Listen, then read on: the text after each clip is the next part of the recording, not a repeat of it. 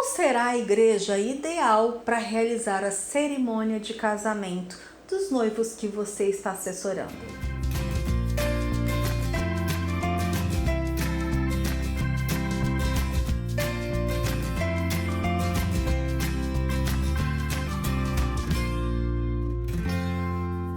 Não é raro algumas pessoas me perguntarem como escolher a igreja para a cerimônia religiosa dos seus clientes, porque realmente é uma decisão bem séria e que vai realmente impactar aí possivelmente no sucesso de todo o evento, porque como eu sempre falo, um bom evento, um evento de sucesso, ele começa desde a chegada à igreja ao acesso. Então, tudo o que vai ser feito na cerimônia religiosa pode contribuir muito positivamente para o sucesso do evento ou não.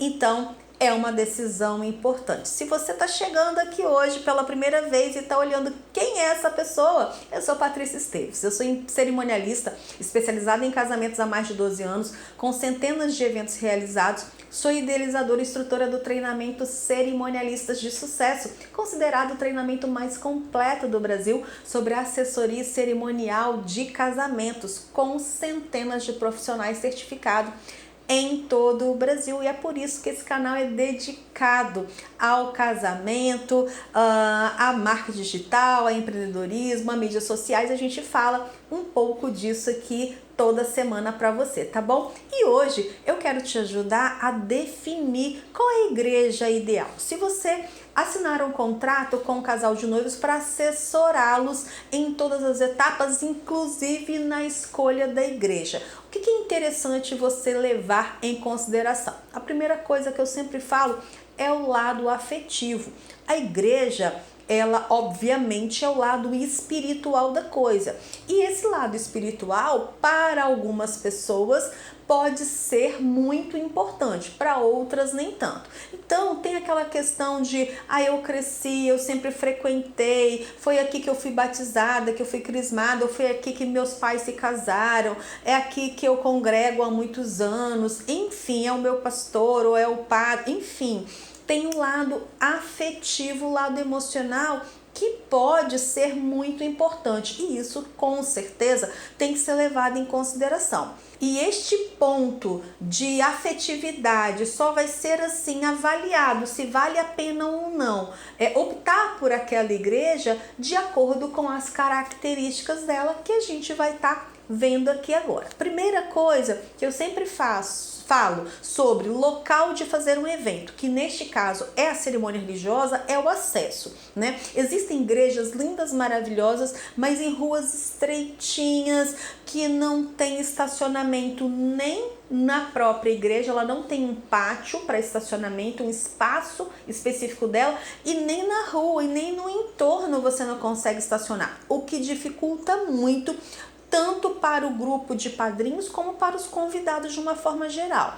Ou então a igreja é muito boa, é muito maravilhosa e ela está localizada numa região extremamente movimentada, inclusive nos sábados à noite, nas sextas à noite, que são geralmente os dias que ocorrem os casamentos, o que também provoca diversos atrasos, tanto para os padrinhos, os próprios noivos e também os convidados. Então é muito interessante que essas coisas sejam analisadas. Se eu tenho duas igrejas maravilhosas que podem ser realizadas no casamento, uma está fora daquele centro de circulação de todo mundo, a outra está no centro de circulação. Uma eu consigo estacionar, a outra eu não consigo estacionar. Sabe? Então, são detalhes que a gente observando traz um conforto de uma forma geral para o casamento, e que o clima e o ânimo das pessoas que vão estar participando dali já é outro, porque você vai num local que você não consegue chegar, que você está presa no trânsito, que você está atrasado, quando você chega no local você não consegue estacionar. Então tudo isso vai colaborando para um bom humor ou para um mau humor das pessoas que estão chegando ali, e aí você já vai construindo o ânimo e a ideia daquele evento, tá bom? Então, primeira coisa, localização. Segundo item, a capacidade de acomodação, né, daquela igreja, quantas pessoas comporta. Eu sempre falo isso e sei que toda assessora já viveu na vida a questão dos noivos quererem uma igreja que comporta bem menos pessoas do que o número de convidados e ficarem vários convidados em pé. Isso já aconteceu, acontece hoje e vai continuar acontecendo. Mas se nós explicarmos e dermos opções para os noivos, isso pode ser evitado. Como eu já disse em outros vídeos, muitas vezes os noivos desejam uma igreja e até dizem que não se incomodam muito de algumas pessoas ficarem em pé porque é rapidinho, é só cerimônia. Mas se você fizer com que eles reflitam, olha, é só um pouquinho, mas será que é só um pouquinho? A pessoa chega no horário ou chega 10 minutos antes, a igreja está cheia, não comporta todo mundo, a cerimônia demora geralmente 50 minutos. Se você atrasar 15, soma isso tudo, tem 1h30 que a pessoa está em pé. Então imagina você 1h30 em pé, no salto alto, aí a pessoa às vezes não fica tão bem, e às vezes você quer um resultado de um evento como um evento perfeito e já começa a gerar um mal-estar no convidado desde a cerimônia religiosa. A pessoa quando está em pé, ela não presta atenção como quem está sentado, ela às vezes, enfim, não é confortável, não é agradável. Então, esse é o ideal, que a igreja comporte o número de convidados com folga. Então, observe a capacidade dessa igreja, se ela é climatizada. Em algumas regiões do Brasil isso faz muita diferença, porque simplesmente pessoas passam mal dentro de igreja em algumas épocas do ano, né, que fica mais calor, temperaturas elevadas, e aí se não tem climatização complica, porque o traje para casamento também já é um traje, né, que requer um pouco mais, como para os homens, por exemplo, um paletó, isso tudo complica. Então, climatização, acomodação, espaço para os músicos, isso é importante. Às vezes a noiva, o noivo sonham com um grupo musical um pouco maior, e uma igreja muito pequena que cabe no máximo 4 pessoas, 4 músicos, e não tem para onde colocar. Se ele for colocar mais músico que aquilo, ou vai invadir o corredor, ou vai ocupar o lugar dos padrinhos, enfim. Observe isso daí, né?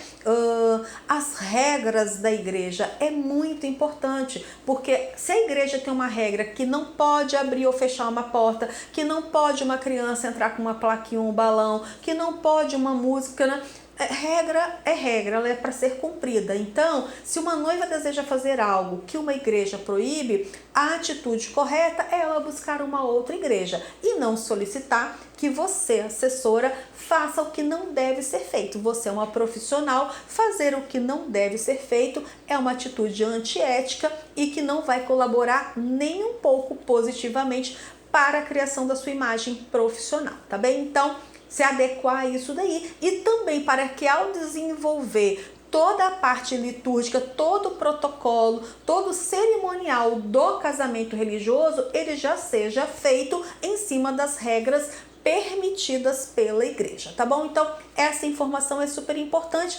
E, por fim, e não menos importante, verifique a disponibilidade de celebrantes nesta igreja. Algumas igrejas existe o responsável para celebrar casamentos daquela igreja, ele também é responsável por diversas outras igrejas e que comumente não consegue agenda, e aí designa outras pessoas, né, para poder estar celebrando, que às vezes não é do agrado dos noivos. Então, saiba a disponibilidade de celebrantes e ainda, se é possível você convidar outra pessoa de fora para celebrar.